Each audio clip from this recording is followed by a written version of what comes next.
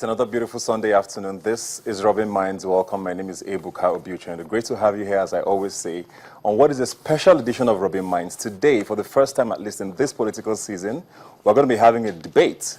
Unfortunately, not with the leading candidates of the parties, but we're going to be having supporters of the two main candidates to this election today, from the PDP and the APC. There's going to be a debate, hopefully issues-based, between Team GEJ and Team GMB, which is, of course, the President Goodluck Ebele Jonathan, and his challenger from the APC, General Muhammadu Buhari. We're going to be having three panelists from both teams debating on issues as they affect Nigeria, most importantly, the youth, from security to job creation and, of course, the economy. These are some of the most burning issues in Nigeria today.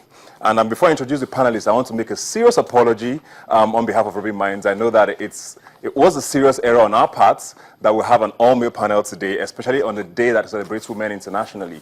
It was a terrible error on our part, and we apologize for that, and I promise it will not repeat itself in future. Let's meet the panelists here today, starting with members of Team GEJ from the PDP. I have here with me Anthony Ahilebo. He's a member of the PDP Presidential Campaign Organization. Thanks for coming here today. We also have here with us Mukhtar Daniyan of the PDP as well. Thanks for being here today. And of course, Ademola Rewaju, thanks for coming. You're very welcome. Of course, from Team GMB, who is members of the APC, we have here with us Ismail Ahmed, Chairman, APC Youth Forum. Thanks for coming here today. Also here with us, Akintunde Oyebode. Thanks for coming here today. And of course, last but definitely not least, Ikem Isiekwena. Thanks for coming. Now, the rules are very, very simple. We're going to come out in pairs to discuss these issues. You have 6 minutes per question. But how that works is I ask a question to one of the panelists. You have 3 minutes to answer. The opposition has 2 minutes to rebut, and then you have another minute to reply the rebuttal. All in all, each session takes 12 minutes. Now, before each session starts, we're going to have to toss a coin to make sure that everything is fair, and whoever wins the coin toss decides if he's going to go first or if his opposition goes first. At the end of the day, we're going to have, of course, 3 different panels of discussion with an opening and closing parts of the debate. I hope that's all clear. Most importantly, we're going to have to keep to time. It's a live show. People are watching. We need to make sure that that is kept to time. But most importantly as well is that we have to keep it issues-based. There's no personal attacks allowed here today. We are going to be talking issues. We've had enough of the mudslinging and personal attacks in the papers and, of course, in the ads. Let's leave it issues-based today. So that, I know we have some people sitting on the fence. We call them fencists, from what I hear. So maybe you can be able to sway some of them today with your points. So I hope that is pretty clear. Good? We're going to take a quick break now. When we come back, we'll be starting off with our first set of panelists right here on Robin Minds. Please stay with us. We represent G-E-R. What else? What else? C. Come on, come on, come on. C. Just let's go. So let's dance now. It is my turn. Just won't work you out. I am ready for your action. Just won't work you out. You're welcome back to Robin Minds. On this special edition, it's the youth debate, continuity versus change. And during the commercial break, we did have a coin toss, Ismail won that and decided to pass the baton to Team GJ to start. So we're going to start with you, Anthony. You have 3 minutes to answer. Like I said, Ismail is going to reply for 2 minutes, and then you have your 1 minute reply. So I start with you. Continuity or transformation has become sort of the theme for the GJ campaign. Why should we vote for him on that? Well, before we move on to why we should vote for him, I'd like to acknowledge the terrible incident that happened yesterday in Borno State.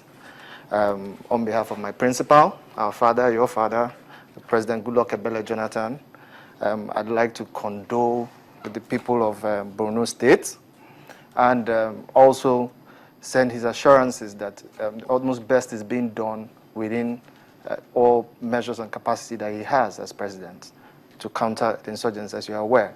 We're making a lot of gains in that field.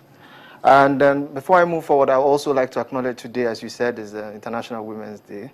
And as you know, our principal, President Goodluck Ebele Jonathan, is a woman-friendly president. And he has shown this in his appointments. His cabinet right now is composed of very much of women of integrity. the CME, the Coordinating Minister of Economy, Dr. Konjo Iweala, the Minister of Petroleum. I mean, high-level appointments have been given to women. I think if the women folk of Nigeria were going to cast their vote today, they will give it to President Goodluck Ebele Jonathan. If we only look at the NDA today, the NDA already has enlistments for women. We're also talking about the first female pilot from Katsina State. It's a woman. So a lot of opportunities have gone the way of women.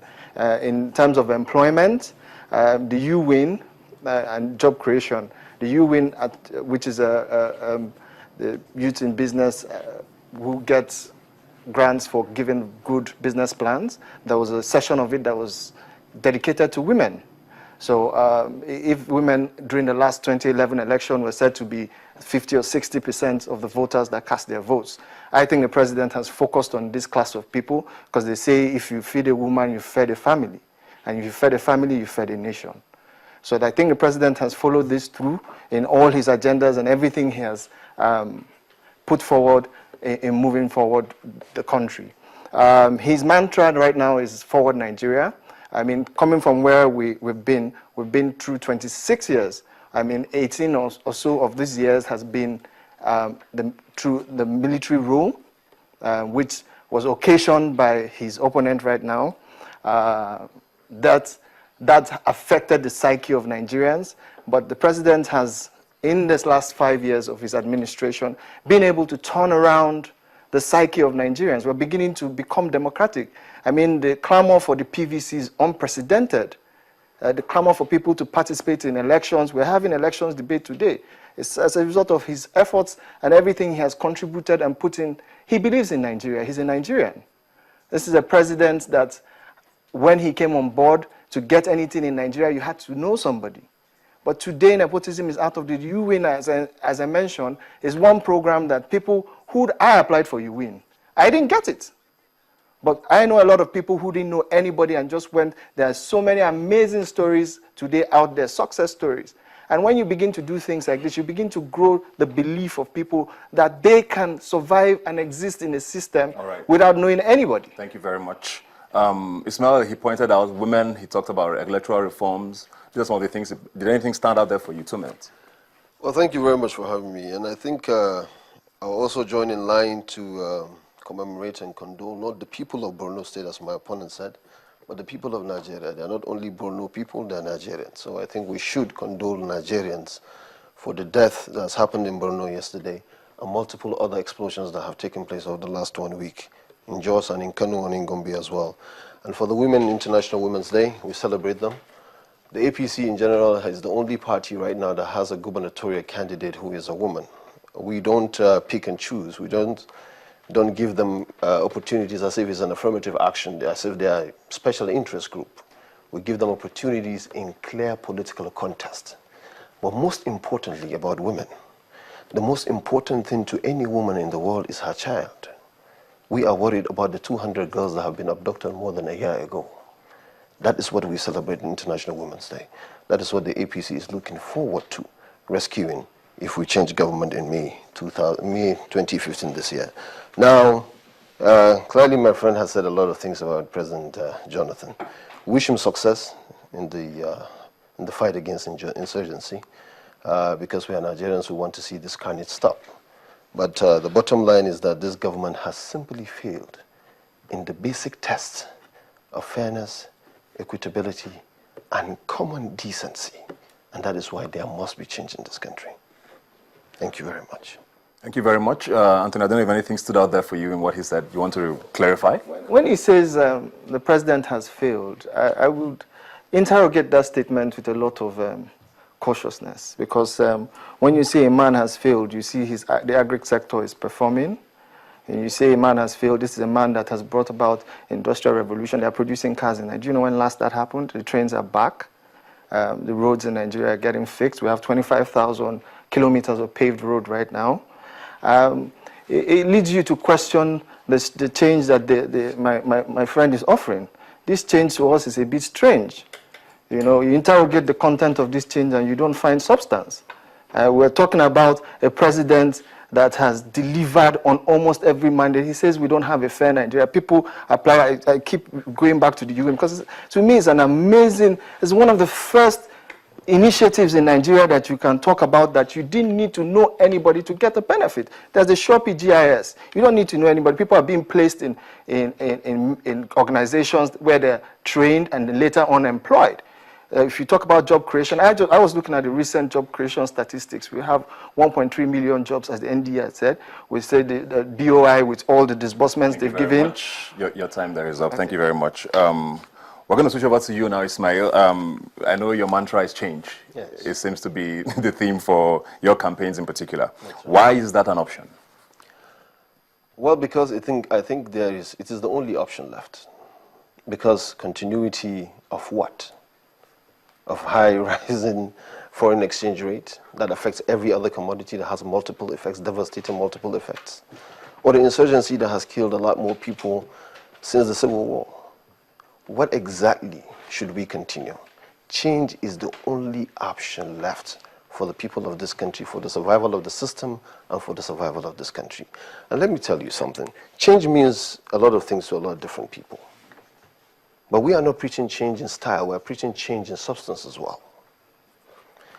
What this ticket of APC is bringing, of General Muhammadu Buhari and Professor Yemi Osinbajo, what they are preaching in simple terms is that this country has had beautiful economic blueprints and wonderful conference reports. Starting from 1995 to date, they are still sitting in front of the president's desk for implementation. It has not been implemented. What has always been lacking is the simplicity of absolute honesty on the part of the people who are leading this country. The ferocious patriotism that was born out of years and decades of struggle, both personal and official, of General Muhammadu Buhari in particular, to keep this country as an indivisible entity.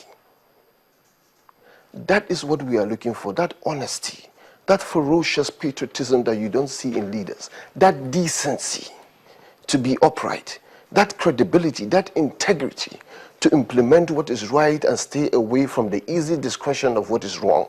That is what is needed in leadership today. That is what the APC ticket is bringing on board, and that is what change means. Because once you have that, the fish rots from the head. Once you have that, then it has an unbelievable ripple effect that goes round the economy, security, education, social services, health, and most importantly, the fight against insurgency. You will see change because we promise change. And we are coming from the part of a track record that has been proven over the last several years of a man who has been consistent on what he believes in. That is what the APC is preaching as change. Thank you. Thank you very much, Ismail, for keeping to time there and not letting me stop you. Anthony, you have any points there that stood out for you? Oh, for me, the first word that stood out was ferocious. I mean, we have a president that is a leader of people. He understands the people. He's not a ferocious leader. He's a leader that is calm, discerning, and has a PhD. That, I think, counts to how he handles a lot of things. It shows his depth of knowledge. And like I said, we must interrogate the content of this strange change that is being offered to Nigerians. I know for a fact that change is a process, not an event. And the processes the president has put together has shown the real change that Nigeria needs to move forward. We're building on a substructure right now that has been laid down, and I expect Nigerians to see the superstructure with time. But we are on that road. Thank you very much, Anthony. I like how you guys have been very, very on point there with your time. Ismail, in 1 minute, please. Well, when he said that ferocious, the word ferocious is a ferocious patriotism. You cannot use nomenclature to change what I've said.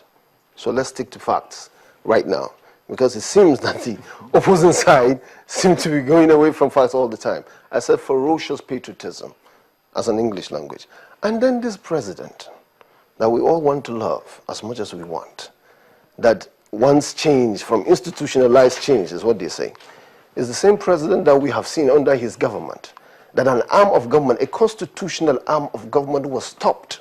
The National Assembly, the Speaker of the Federal House of Representatives, was stopped by the police from going into the chambers of the National Assembly to do his constitutional function. To me, that is not institutional change. To me, that is a dangerous and diabolical method used in the calm waters. And we must change from that. People will begin to see things for what they are. Nobody doubts the sincerity or the honesty of General Muhammad Buhari. Nobody doubts the sizzling intellect and the commitment of Professor Yemi Oshibanjo or most of the people who are on the APC team. And that is what we intend to bring. Thank you very much, Ismail. Thank you very much, Anthony. We're going to take a quick break now. When we come back, we'll be going more specifically talking about security and the economy. Please stay with us.